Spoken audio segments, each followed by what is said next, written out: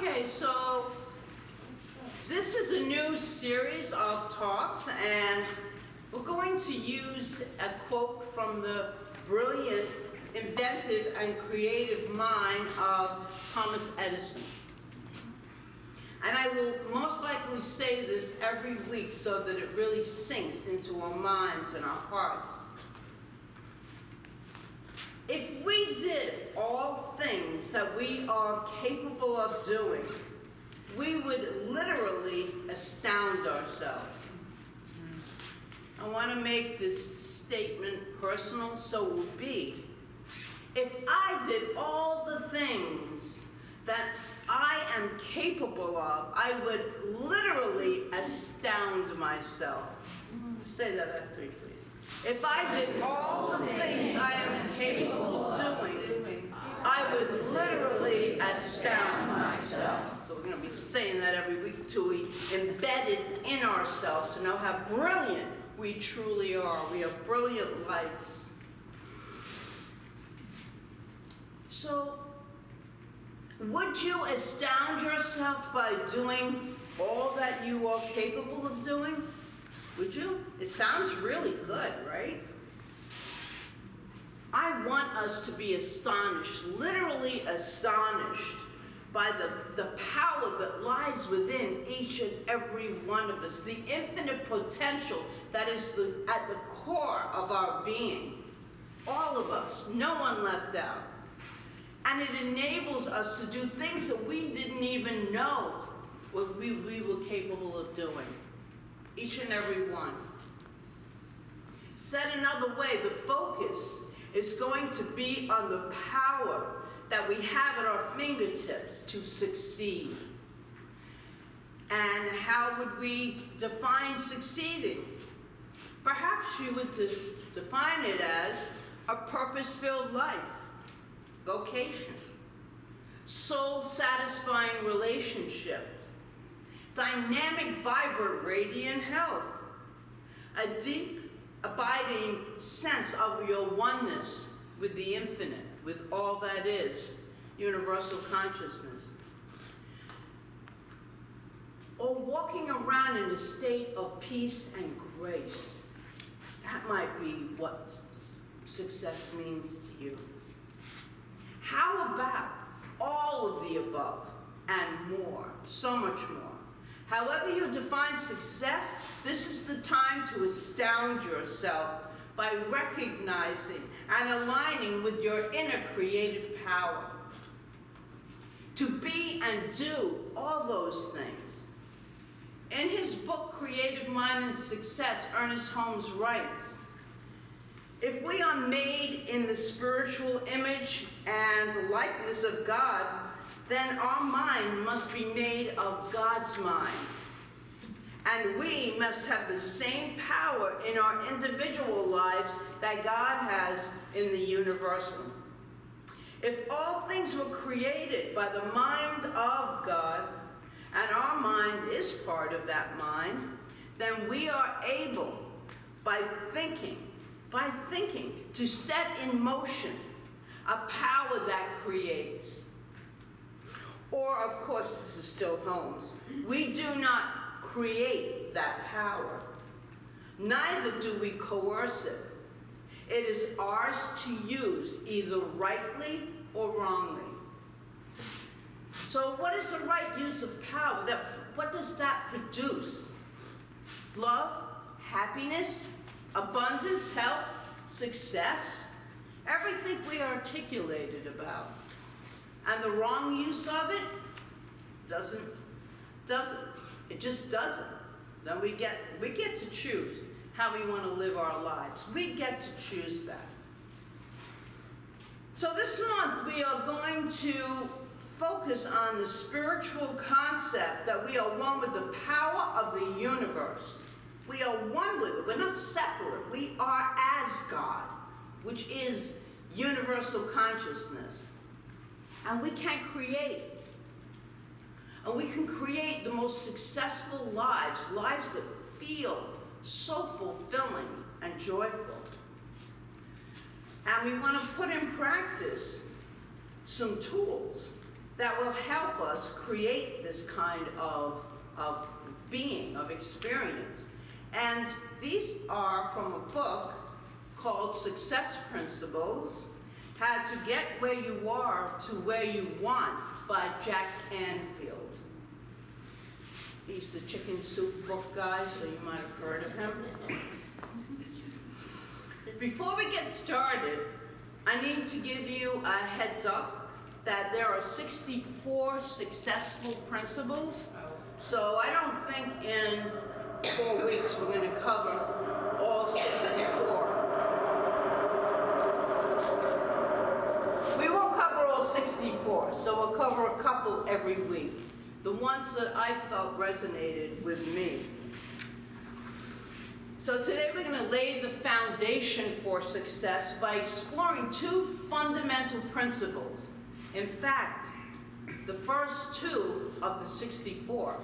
So the first one is, the first principle, taking 100% responsibility for everything in our lives.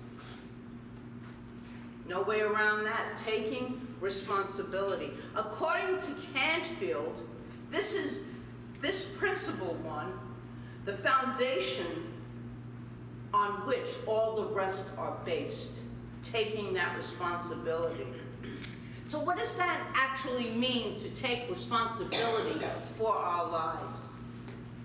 Well, here's what I believe. Everything comes into our lives in one of 4 ways. Either we create it, we promote it, we allow it, or we step into it.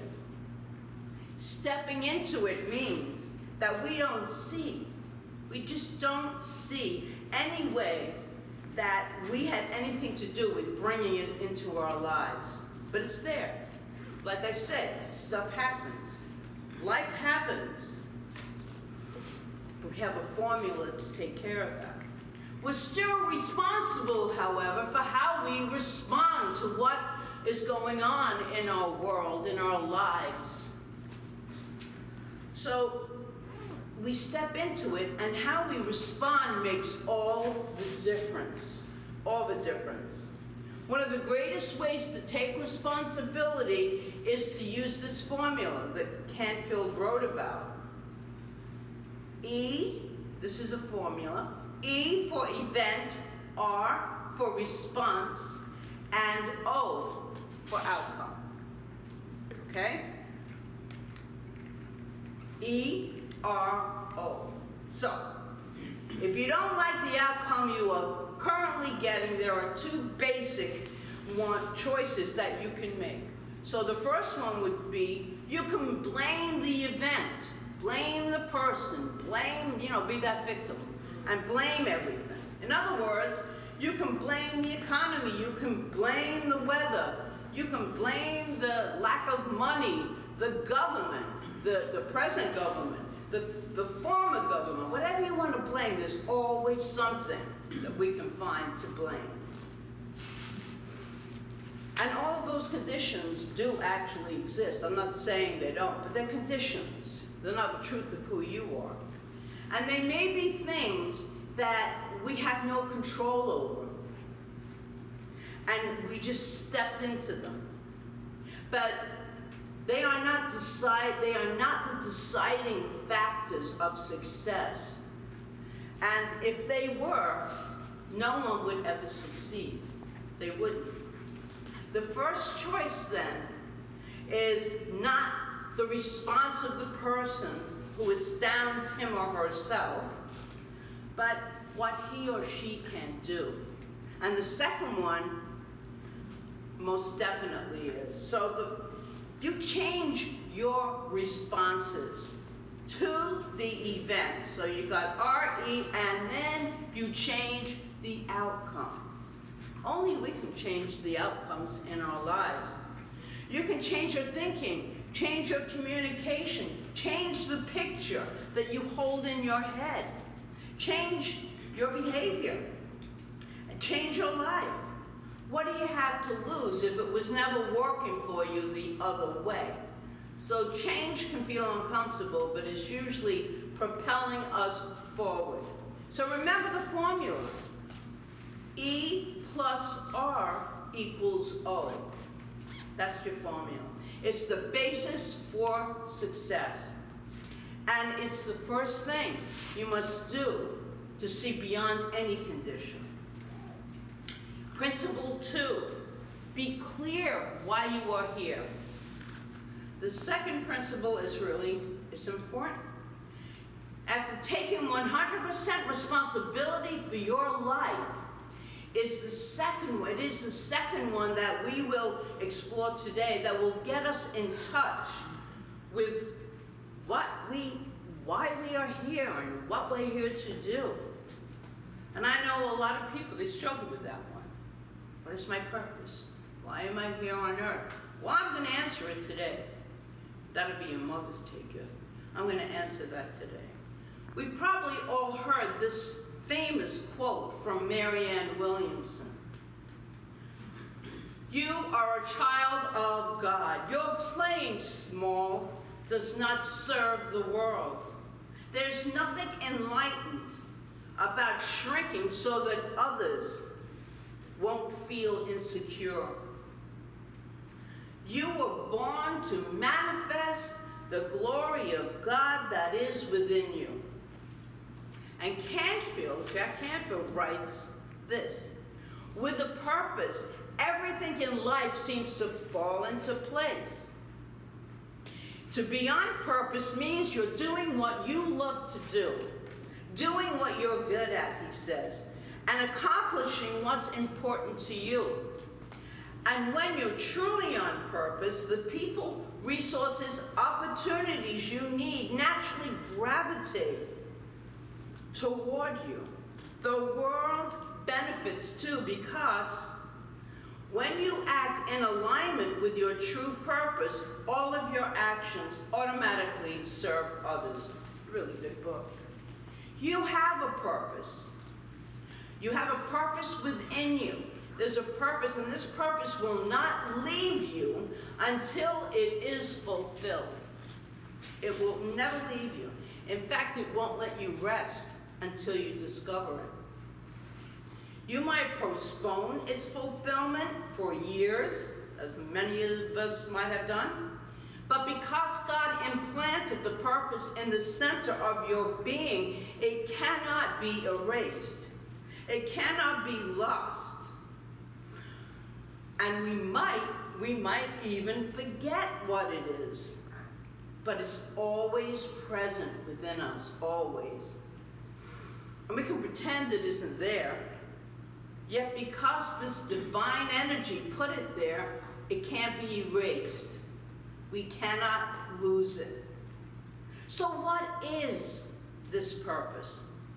Now, those who are in Thursday night's class, Hero's Journey, Wizard of Us, we talked half the night about our purpose.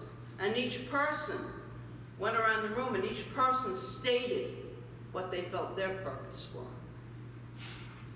Such a powerful class. What's your purpose? It isn't to win the lottery. Where's Joe? Although that would be good. Not ruling it out, but that's not your purpose. It might be to be chosen as CEO of your company. Now that might happen, and that's well and good. Savior of the world. Maybe you're the savior of the world. Doubt it, but you never know. All things are possible, right?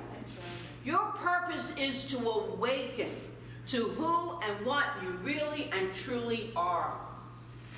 And who you are as the divine in you, God in you, sees you, feels you, as you. Because we're one with it. We are it. We're all God. I have to keep saying that. Your purpose is to awaken to that truth. And I think those words are wonderful and absolutely true. But what do they mean in an everyday, practical sense of implementing? What does it mean practically? Two fundamental elements exist in a purpose.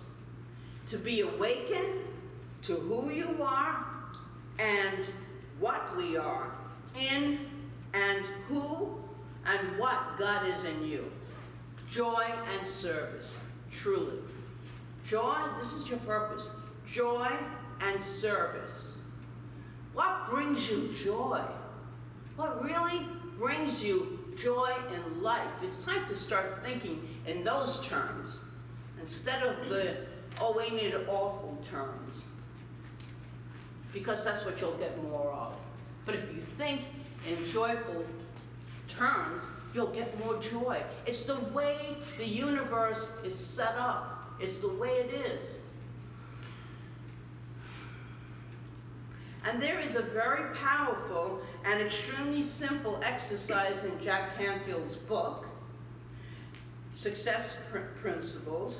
It involves spending a little time in quiet reflection, which I invite you all to do, and ask yourself 3 questions. I put these in your bulletins because I didn't want to wait for you all to write them down, so I just typed them up. So they're all in your bulletins. You don't have to look now, they're in there, but I'm going to read them. Then I'm going to suggest buying the book even, because it's really a great book. But I'm going to give you the 3 questions now. First, identify your unique personal qualities. Your qualities. It could be enthusiasm. It could be creativity, logic, passion, humor. Many different gifts we contain within us. And write that on your paper when you get home, of course. You can write that on your paper. That's the first one. The second one, ask yourself, what are 1 or 2 ways I enjoy expressing those qualities when interacting with others? Could be to support, inspire, entertain, motivate, any of those kinds of answers, and write that on your paper. And the third, assume that the world is expressing perfectly right now. Just assume that. Everything's working so beautifully in your favor, because in actuality it is. And what does this world look like to you then? Feel like to you? And write your answer on a brief statement in the present tense, describing the ultimate condition the perfect world is as you see and feel it. What is it like for you? What do you feel like? Remember, a perfect world is a joyous place. And everyone can express their own talents. Nobody is holding us back from expressing our talents, our gifts, our uniqueness, because each one of us is a unique being, truly and absolutely. And finally, combining those answers to one statement, just one statement. When you finish doing this at home, I highly recommend doing this, because it's pretty amazing when we write what comes out that we don't even know in our conscious mind. So you'll get a statement of, this is my purpose. It's living a purpose-driven life, so that's what you attract into your life. And when you complete this at home, you will have that statement, a purpose statement. This is how you are going to express who and what you are in God, and what and who God is in you. And this is being on purpose, means God is expressing at the highest level through you. And by God, you know that we mean universal consciousness. We mean the energy that creates all that is. We are that. There is no separation. There is none, as we will find out when we leave these bodies, that we are all united. That's why all the mothers that have passed are here in the room. They're here with us. They don't go anywhere. They just leave their bodies. It's one energy. One beautiful energy, I might add.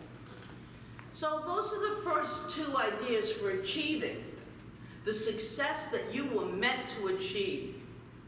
Of course, it starts with consciousness, absolute consciousness, because that's where it truly all begins. So first, we take responsibility. No blaming. Take responsibility for our lives.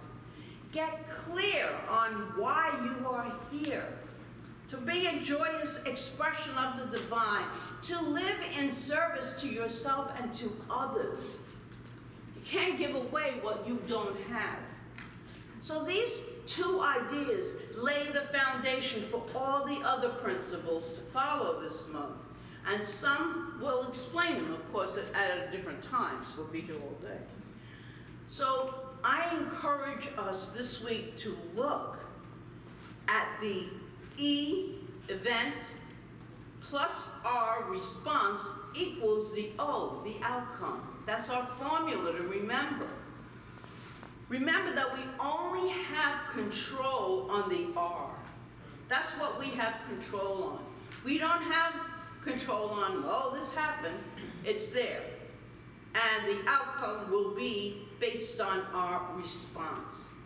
Carve out that time, 30 minutes or whatever it is, to do this exercise this week. And finally, remember that you were born to manifest the glory of God. It was so much I couldn't get it out. It's so full because it's so magnificent. The glory of God is so magnificent, and we are magnificent beings. And we know we are ready. I think so. I speak for all of you. I'm claiming it. That we are all ready to express that joy that is within us. And it's there. It might be covered up, but that joy is there. And to serve. To just be in service. And that could just be, as we say, a simple smile at a cashier who you don't know what's going on in their life, and they might be rude. You don't know what's going on in another person's life. So that's being of service. And to succeed in life in every possible way, and it's based on joy and service. And so it is. And so